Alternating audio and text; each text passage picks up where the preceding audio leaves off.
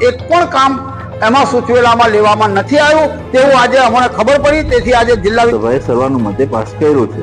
કોઈ વ્યક્તિગત આક્ષેપ કરતા હોય તો એમનો પ્રશ્ન છે। ધરના પ્રદર્શન કરવાની પણ તૈયારી બતાવેલ છે।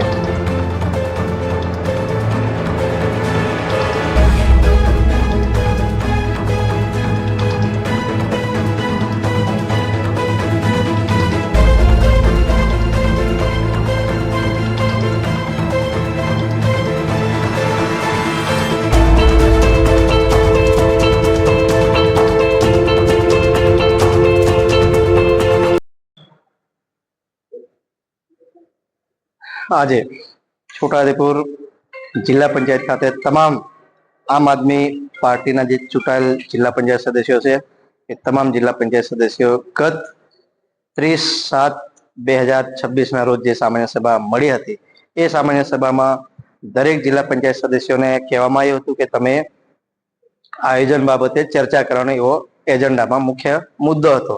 પરંતુ આ લોકો જે આમ આદમી પાર્ટીનું જે છોટાઉદેપુર જિલ્લામાં જે પ્રભુત્વ વધી રહ્યું છે એ પ્રભુત્વના કારણે 13 જિલ્લા પંચાયત સદસ્યોમાંથી જે સૂચવેલ કામો હતો એમાંથી એક પણ કામ દરેક જિલ્લા પંચાયતોના સદસ્યોશ્રીના કામ લેવામાં આવેલ નથી। જે અમે આજે માન્ય જિલ્લા વિકાસ અધિકારી શ્રી અને માન્ય જિલ્લા પંચાયત પ્રમુખ શ્રીને પણ અમે રજૂઆત કરી છે। અને જો આ રજૂઆત આ લોકો સિરિયસલી ન લે તો અમે 13 જિલ્લા પંચાયત સદસ્યો અમે અહીંયા ધરના પ્રદર્શન કરવાની પણ તૈયારી બતાવેલ છે। જિલ્લા પંચાયતમાં એક સામાન્ય સભા મળી હતી। એમાં એજન્ડા અમને આપવામાં આવ્યો હતો। એમાં કહ્યું હતું કે 16મા નાણાં પંચના 10%નું આયોજન કરવા બાબત એવું લખેલું હતું। એમાં થઈ ગયેલ આ શબ્દની મારામારી છે।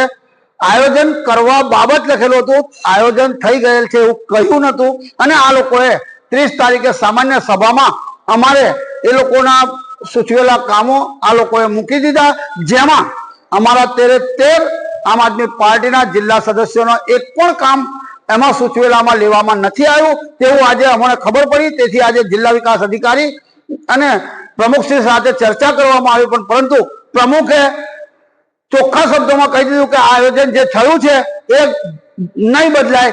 જ્યારે મારે એવું કહેવું છે કે આ 10%નું આયોજન પાછલી જિલ્લા પંચાયતના જે પ્રમુખ હતું મલકાબેન, તે વખતે થઈ ગયેલું તે રદ કર્યું અને ત્યાર પછી આ આયોજન આવ્યું છે। તો આ આયોજન હમણાં જ થયેલું છે તો કેમ રદ ના થાય ને જિલ્લા પંચાયતના સદસ્યોને સૂચવેલા કામો કેમ ના લેવાય? આવું જો નહીં થાય તો આગામી દિવસોમાં અમે જિલ્લા પંચાયતને ઘેરીશું।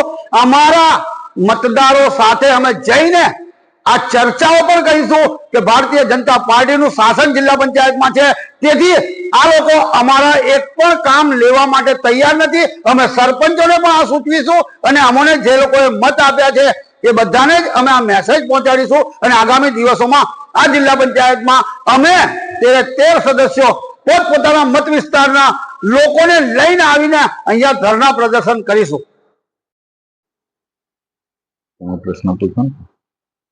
આમ આદમી પાર્ટીના જે સભ્યો છે તેઓનો આક્ષેપ છે કે એમના રીતે કામ લેવામાં નથી આવ્યા અને પ્રમુખ અને બીડીઓએ જાતે જ આયોજન કરીને એમના પોતાના કામો લઈ લીધા એવો આક્ષેપ છે।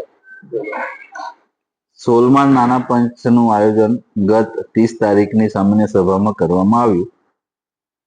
જિલ્લા કક્ષાનું આયોજન હોય ને જિલ્લામાં આવતી 10% ગ્રાન્ટ જે જિલ્લામાં પ્રજા ઉપયોગી એસેટ ઊભી થાય એના માટેનું હોય છે।